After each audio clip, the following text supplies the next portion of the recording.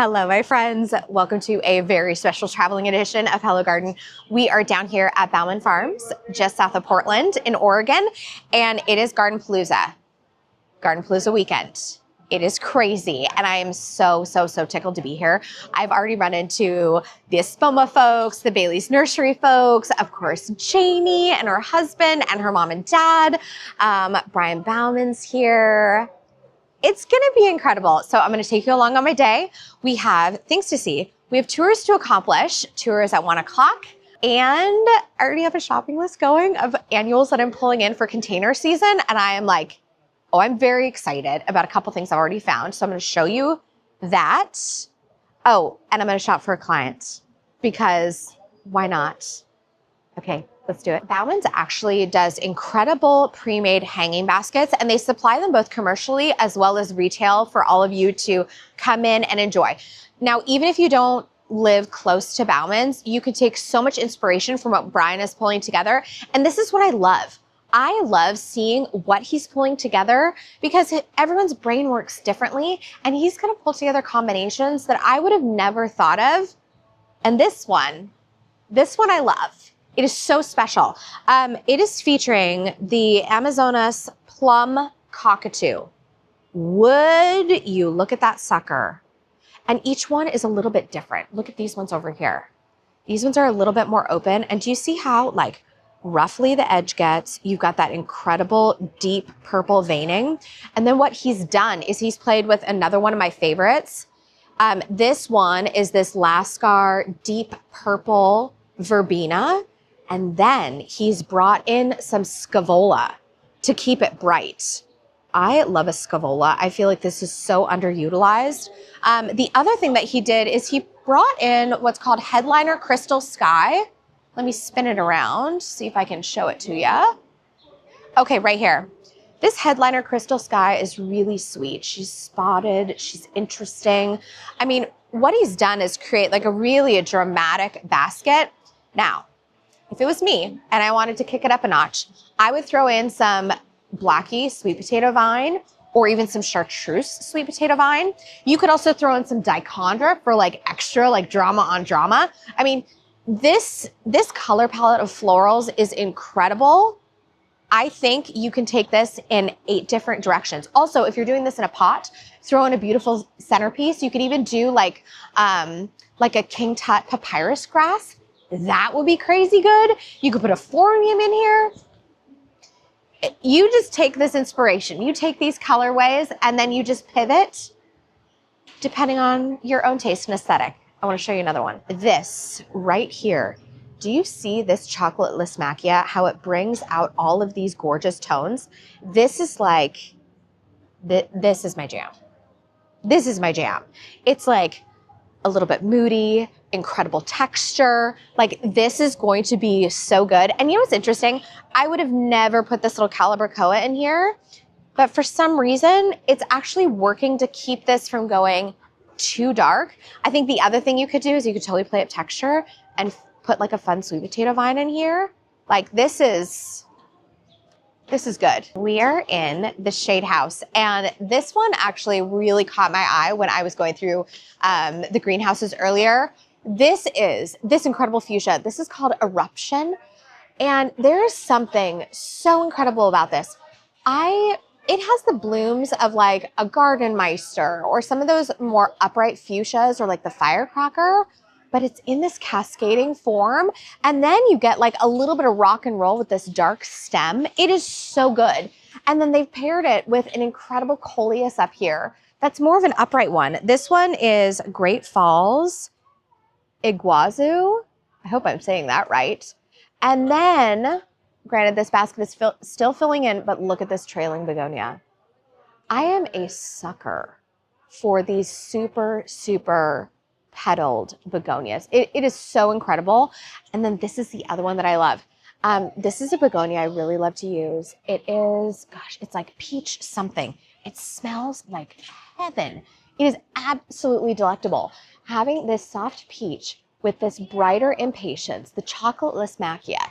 This is so dramatic. They had another one that they did with Tradescantia. I'm gonna see if I can find that because they're using a variegated Tradescantia, and so it's got some white coming through it, and it's just like, it's good. And by the way, this begonia is peachy keen. Okay, I feel like I am like just busting into Bauman's right now. This is another combination that I think is so spectacular. I'm pulling all the tags so that you guys know exactly what you've got here. The begonia, hula pink. Look how sweet this is. That is like delicate and lovely, and just I'm really appreciating the way it's cascading. It has a little bit of upright, a little cascadey, and then this is the Tradescantia I was talking about, and I didn't find a tag for it, but it's a variegated Tradescantia. I'll see if I can find the tag. But then the other elements that are awesome in here, of course, I love that just like Impatience is always a good filler. What have they used? Lipstick. And also, I love mixing all of my Impatience colors together just for like an extra flowerful look. And then last but not least, look at this. Beautiful, beautiful coleus. This one is really upright. Color Blaze Strawberry Drop. And what's great is like you can see Bauman's has already pinched the center out. This is another tip. If you buy a young coleus, pinch out the center because it's just going to do nothing but like push out those lateral branches. This is very good. Okay, we found it. It is Tradescantia Pistachio White. This is really good. You know what's interesting about this video? I feel like I'm gonna look back on it and I'm gonna keep referencing these for when I'm doing containers. This is another one. Look at this thing. It's a Plectranthus Velvet Elvis. That is awesome. Okay, I have used Plectranthus multiple times. There's a variegated one. There's one called Lemon Twist. And I actually find that this is a pretty cool mid layer and it's great for part sun, but I've never seen this one. Man, you guys, oh, you know what? I wonder if it was this one. Oh my gosh, look at this one. Okay, I don't think it was this one, but look how adorable that is. This one is another Tradescantia called Sweetness. And look at these adorable blooms. It has, do you see how it has more of that pinky lavender in it?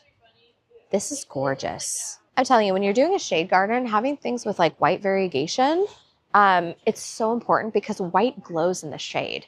And so I really gravitate towards a lot of white foliage when I'm designing for shade containers. Baby goats. Can we go in? Can we get a goat? How about 2 goats? 2 goats? Maybe they can be in the cut flower garden. We are gonna have our tour in about an hour and a half, but in the meantime, I've snuck back into one of their greenhouses because there's so much good stuff in here. And also I'm making a shopping list of stuff that I am just like really, really tickled. This is an incredible greenhouse for a couple of different reasons.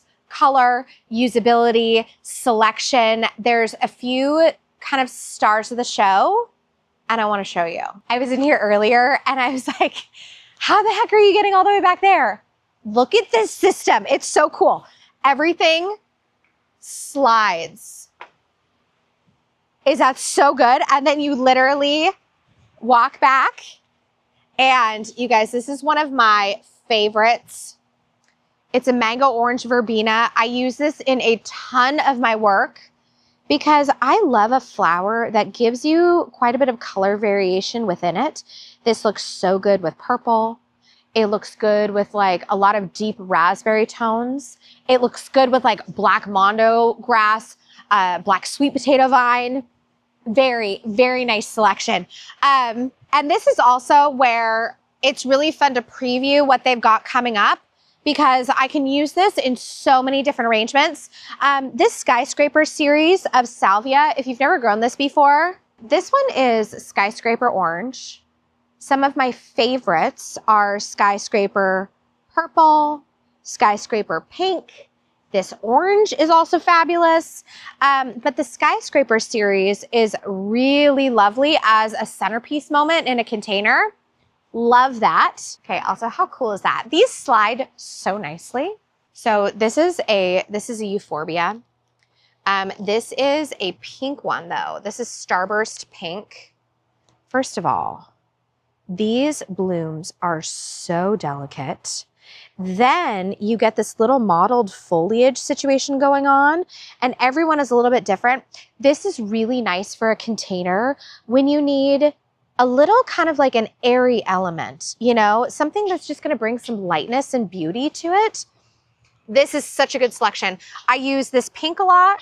I also use Diamond Frost a lot. So, and the white one tends to have more of a straight green leaf, but it's that ethereal quality that a lot of containers need to prevent from looking too like heavy. This is another beauty that I have my eye on. This is a pelargonium. It's a geranium. Oh, it's mosquito shocker. Oh, I wonder if this is a little deterrent situation. Love this for a foliage because it's really leathery, super hardy. You get an incredible leaf shape. You get that dark veining down the middle. So it's really important when you're doing containers to think like, what's going to be like a foliage star of the show? It keeps from everything looking too green on green, and then you lose that depth and dimension and interest in your container. So I always tell people, I was like, what's your texture?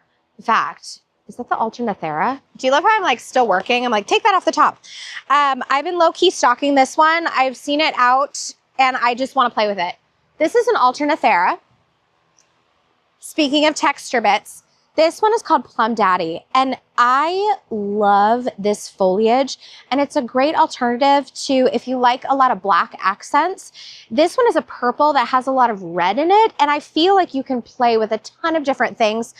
So Alternathera, try it. It's such a great way to add that impact, and it also works as a highlighter because a lot of flowers show really, really well against this dark foliage, and then you just get like another star of the show.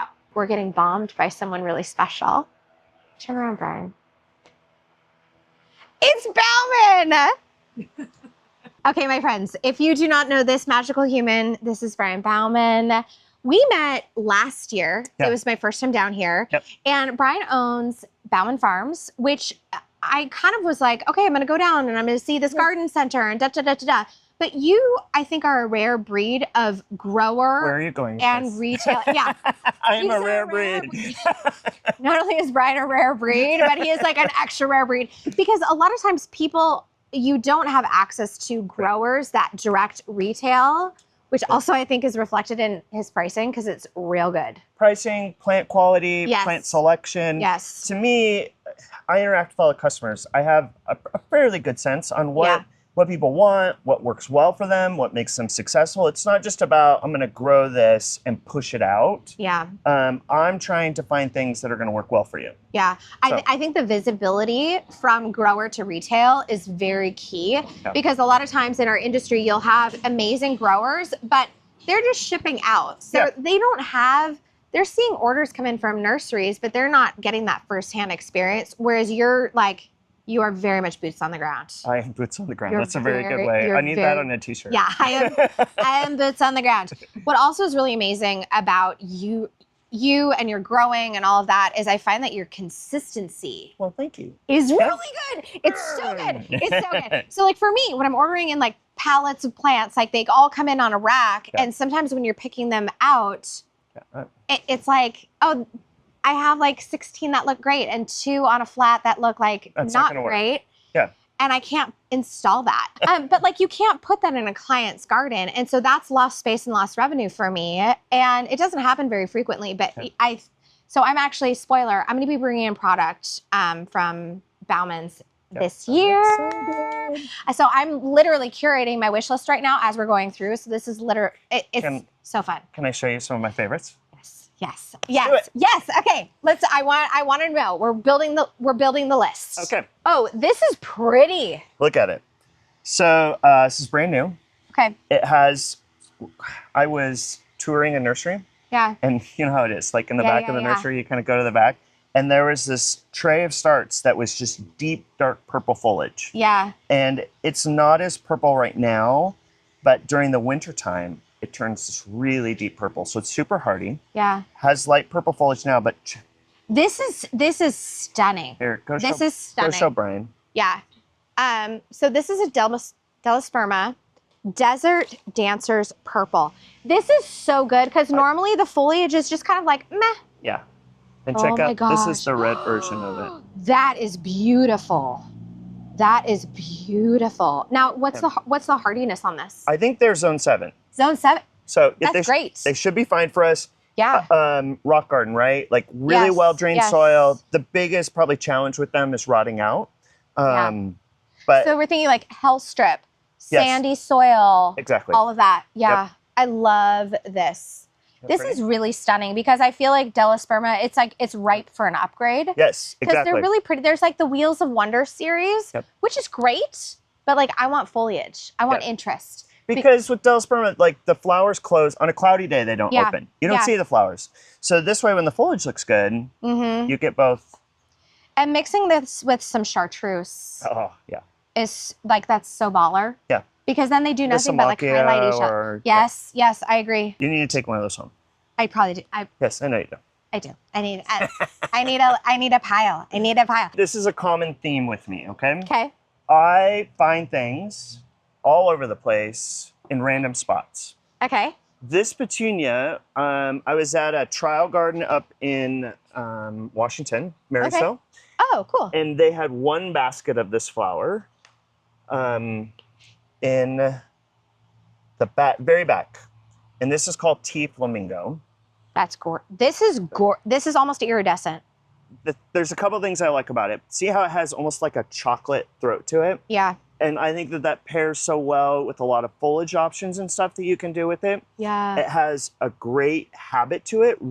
I am looking for flower power, right? Yes, I want a lot of flower power. This is going to be completely solid and covered in a basket container. It's going to bloom nonstop all summer.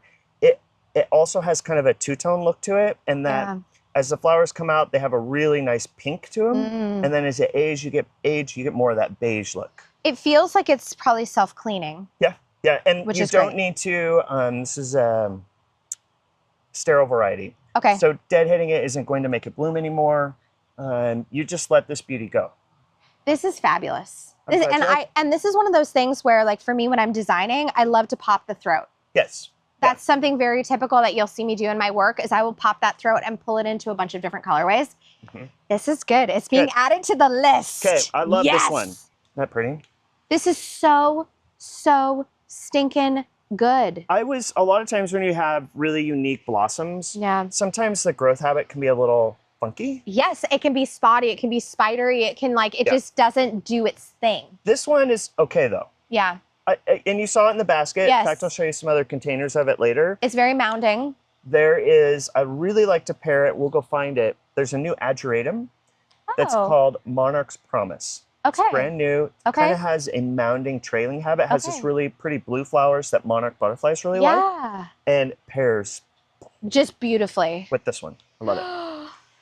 Okay, I want to show you. This is maybe something that This is really electric. Have you ever seen this before? No. So this is called Itsy Magenta. Oh my gosh. There was an Itsy White I played with, I think, last year. This habit is better. Way better. Way better. And a lot of times what I find when you get smaller flowers like that, you get much better flower coverage, more flower power. Yeah. Than you do with the larger blossoms, because when that blossom goes away, it kind of leaves a hole. It does. And these just get solid color. This is a really interesting alternative to like a Calibrachoa. Yes, absolutely. It'll take more sun. It'll bloom. It'll have better bloom power than a Cali will. What's our spread on this? Probably 3 to 4 feet. Dang. Yeah, this big. Serious? Serious. This is good too. And for me, I love a saturated color. I love something. I like drama. I like drama in my flowers. I don't like the white. So there's 3 in the series right now. I tried the white and I didn't like it either. Don't like the white. Okay. All right. You heard it here first. I'll tell you if I don't like it. Let's go over to the next greenhouse. Okay. Your combos are so good. And what I can see your brain doing is you're appealing to like more of like a rock and roll sensibility, a more like traditional sensibility. Your use of color is good. You heard it. It's good. His use of color is so good. It like makes my heart sing. Thank you. Thank you very much. You're very trying to play more primary colors. Yep. Bold, dramatic. This is a certain type of person, which is fine. It is. You got to know your client. Like, honestly, these baskets over here, that's over there, that's me. That's drama. It's feminine. It's a little sexy. I love this basket. This is the one that I was telling you about earlier. I'm trying to find some flowers that are Love this blooming here basket. for Brian to look at. Okay. So this is that new ageratum that we were just talking about. Oh, See how it's that's spreading? gorgeous. And you pick up the blues. Yep. And then I tried to grab more of the deeper throat color, right? This is one of my favorite verbenas. This one's called Black Velvet. Really pretty. Love the black velvet. Some Fanflower Scavola. Love it. It's Love great it. accent for combos. It's not the star of the show here. It doesn't but need to be. It's just the backup singers Yeah. doing their thing. But this is kind of a pretty, I mean, it's unusual, right? This is somebody who wants to be different. And that's okay. I agree. Because it's so true. Like, gardeners are so varied in their taste and their aesthetic. And I think this is where you're doing something really interesting is you're not just designing beautiful containers, but you're designing for people, which is so fun because that's what I do. Like it's people are like, oh, what's your aesthetic in your landscape? And I was like, no. It's actually not about me. No, it's about where this garden is going to live. And I think of like the emotion I want it to relate or that you're going for. So for me, gardening for me personally is to be very soothing, calming. My life, as you have seen today, is a little crazy. Yeah, There's a lot. There's a lot going on. So I want my personal, but other people are different. Yeah. Have you been to Europe before? I have, but it's been a long time. Long time. So I went for a wedding to Amsterdam, and in the like courtyard, like downtown Amsterdam, they had these geraniums that were like 12 feet tall. No kidding. And I thought, how is that happening? And I want one. Yeah. I'm not getting that in the plane. So I went on a hunt. There is an old fashioned series called Pillar Geraniums. And it's a very, like they get 12 feet tall. I had one at my house that was like 8 feet. I think I finally got. That's insane. Well, I wanted it. I want it, and I'm going to find it. I'm going to do what I can. So check this out, though. This is a newer series. These are called Tall, Dark, and Handsome. You'll notice they have a really nice dark foliage to them, which I think really stands out the brighter colors. This is I planted this last August. So you can see, I mean, Look at that. It will get probably this tall this year. So what's that, 3 to 4 feet? Yeah. And you would have to bring it in or put it in a greenhouse to get it taller than that. But they'll just keep growing up and up and up and up. And so you just keep adding on supports? Yeah. Yeah, I drop it in a little bigger pot, then like take a little bigger tomato cage and keep it going. But I mean, this pot will go another 2-3 feet this year. And how hardy is it? Do you bring it'll take a frost probably. Okay. Like just a cold frame greenhouse should be okay. Okay. Especially in your zone area, Yeah. you're not going to get into the low 20s. No, not usually. Like every couple years we get low 20s. And so this is where you just have it on wheels and you just wheel her in. Wheel it right in. I mean, I get it. I mean, it's a lot. But but there's nothing else like this. And for me, let me tell you, I like something unusual. Yeah. This is so good. Kate, what's your reaction to this? I actually think it's interesting. Okay. Okay, the reason I like this, let me break it down. What I like about this is I actually like the osteospermum. Yes. This to me is my color. I love something that's like dusky. Okay. I like something that's soft. I actually really like it with this cutie right here. Lophospermum, wine red, wonderful hummingbird attractor, shoots out these long vines.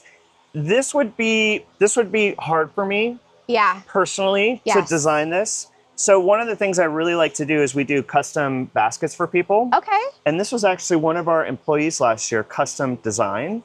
Oh, and I tweaked it a little bit based on maybe adding, because I really like getting different flower textures, types, all to kind of play together. Yep. So I tweaked it a little bit.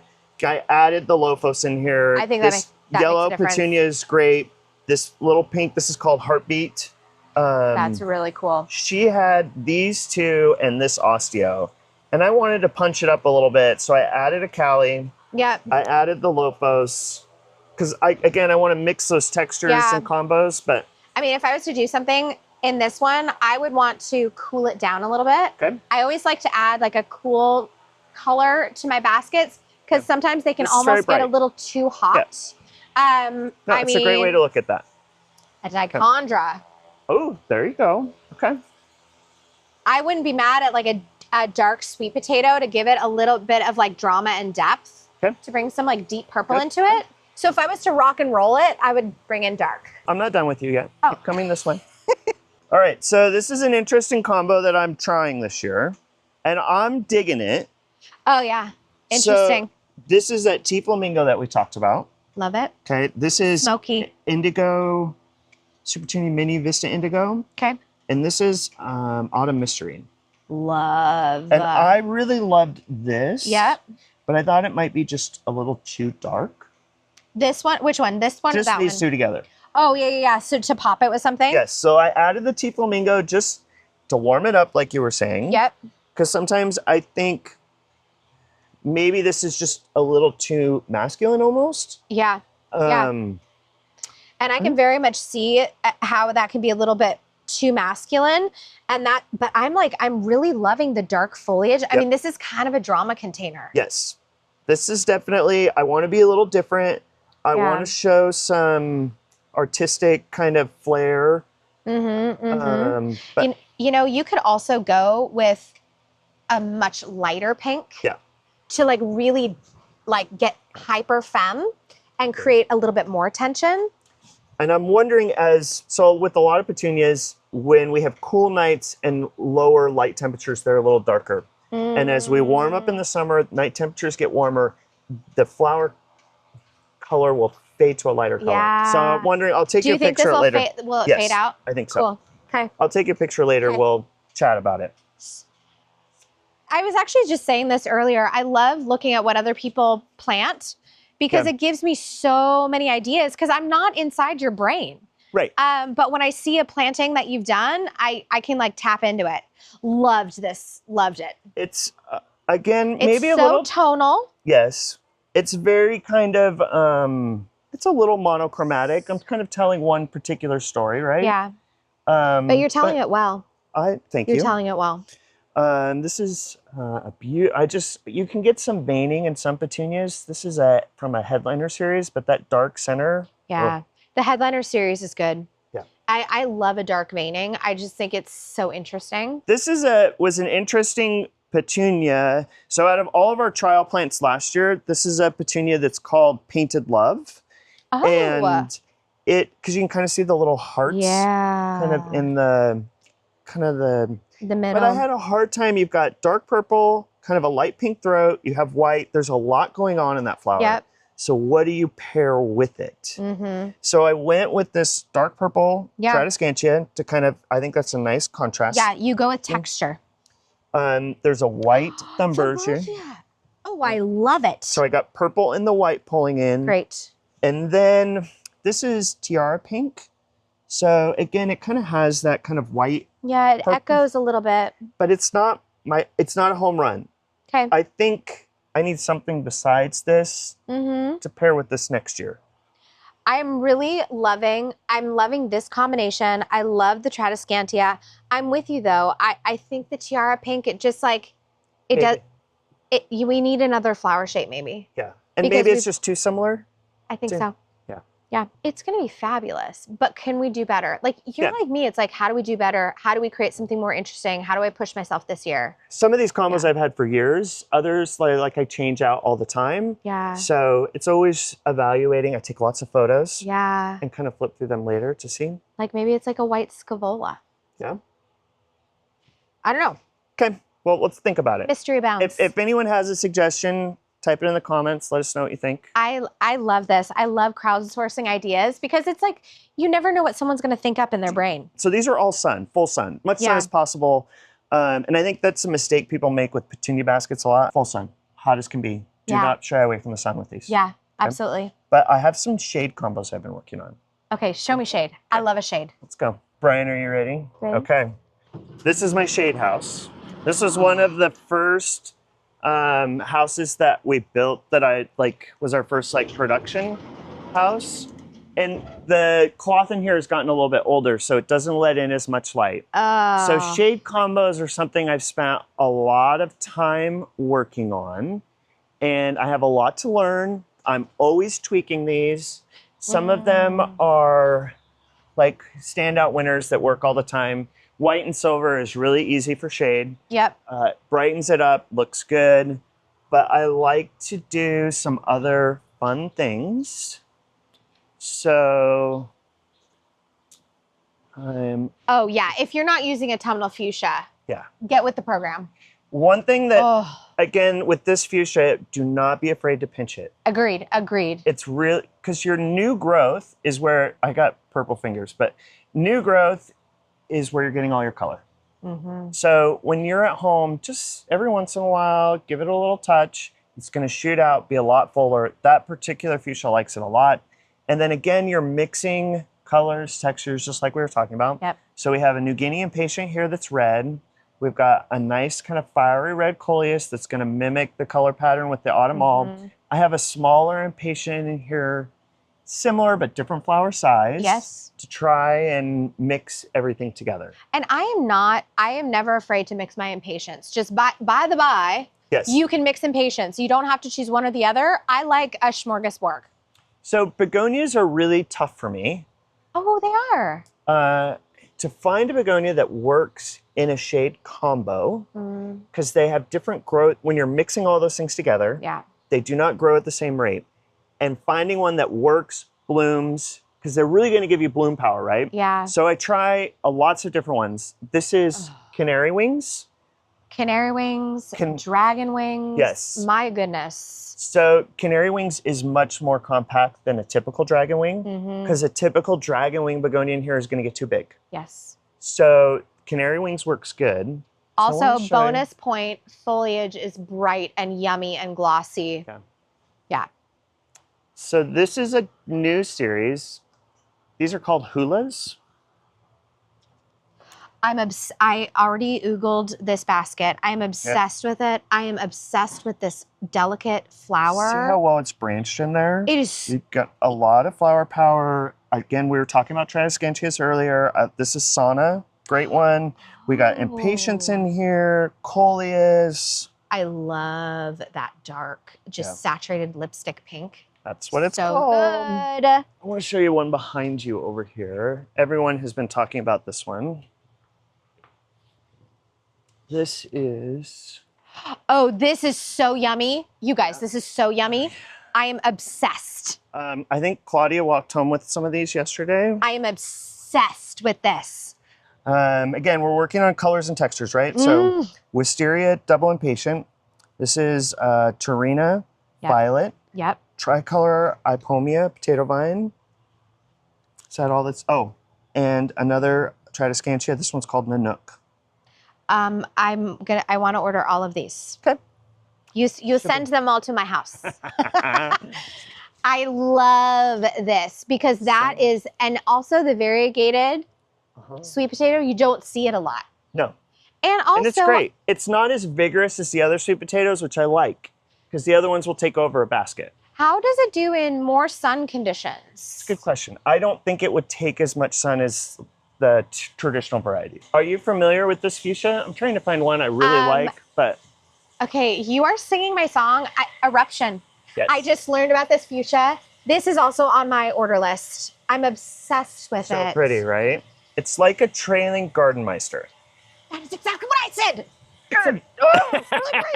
I was like, if you like Gardenmeister, if you like Firecracker, but pink is your jam? Really nice, blooms really well. It likes to be pinched too. And see, like, this is where you can struggle a little bit, trying to get all the color to kind of play nice. And so I would think this combo needs a little refining. I think so. I mean, maybe this is maybe a little bit upright. So if we had something that was maybe under here, but this is nothing to sneeze at. It's not terrible. I will know. Always working. It is nothing to sneeze at. I will tell you this. This is one of the first combinations that I saw, and I was like, that is working. Okay. All right. So the colors are there. You've got the colors, and now I think it's just this is the one. See, the begonias finally blooming in here? Yep. Yep. So this is illumination begonias. Great for trailing hanging baskets. but you have really big blossoms on them. And that's where sometimes you don't get the flower power. I don't know. It just takes more, I feel like it takes more energy to get those big blooms. Yeah. You guys, we're going to do it here because we have a tour in a little bit. Yes. My nieces are also here, so I'm going to go say hi to those girls. Thank you for coming. Oh my God. Thank you for spending time with me. Oh, thank you for inspiring me. This is like the Yes. I'm headed into container season, and Good. this is like the medicine Yes, absolutely. I need, because don't you feel like when you're creating, you need to remember to refuel the beast? Absolutely. It's totally a wheel. So as much as I put out, I need to remember I need to drink in a little bit for myself too. Yeah. Okay. Good. Thanks, you guys. This is so fun. Good to see you. We are having the most beautiful weekend in Oregon. Thank you. So stay tuned. We've got more coming up. But in the meantime, as always, I tell people, say hello to your garden for me. Okay, we'll see you soon. Bye-bye. Okay, we've just coffeed up and my tour is starting in probably about 15 minutes. Janie over there, she just gave like an hour-and-a-half tour. Unfortunately, she's done so many tours today, I've barely had a chance to say hi. So I think I probably need another trip to California on the radar.